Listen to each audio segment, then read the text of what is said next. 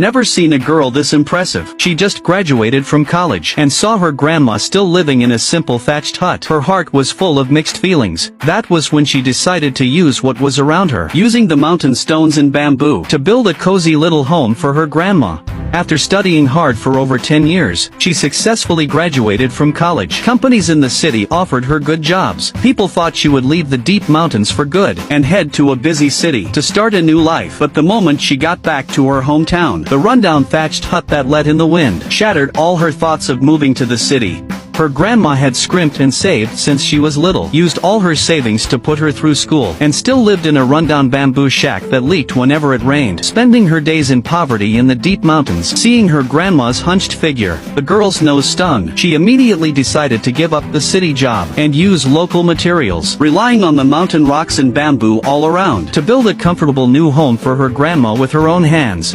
No startup money, no construction workers, even building materials had to be gathered bit by bit from the mountain. None of her friends or family thought she could do it. A young girl fresh out of school all on her own. How could she possibly build a stone house with her bare hands? But the determined girl stayed true to her goal. Starting from surveying the site, planning the layout, and drawing up blueprints, she handled the whole building process by herself. The old house was still that shaky thatched hut, walls letting in drafts, leaking when it rained. Her elderly grandma had lived alone there for years, never willing to spend money on herself her whole life, putting all her savings into the girl's education, while she lived in that rundown shack day after day. Seeing her grandma's bent back and her rough, calloused hands, the girl stood in front of the thatched hut with tears in her eyes. After thinking it over, she firmly turned down the city job and made up her mind to stay in the mountains. She had no savings to hire a construction crew, but the mountains were full of natural stone and wild bamboo, so she used what nature gave her to build a warm and stable home for her grandma with her own hands. When word got around the village, many neighbors started talking.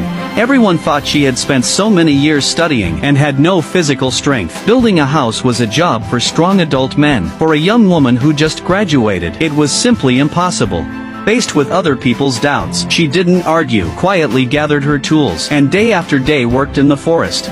She went out to pick materials at first light in the morning, and only stopped when the sun set. In the summer heat she dug stones under the blazing sun. On rainy days she cut bamboo in the forest when it cleared. Her slender hands that once held pens slowly developed thick layers of calluses.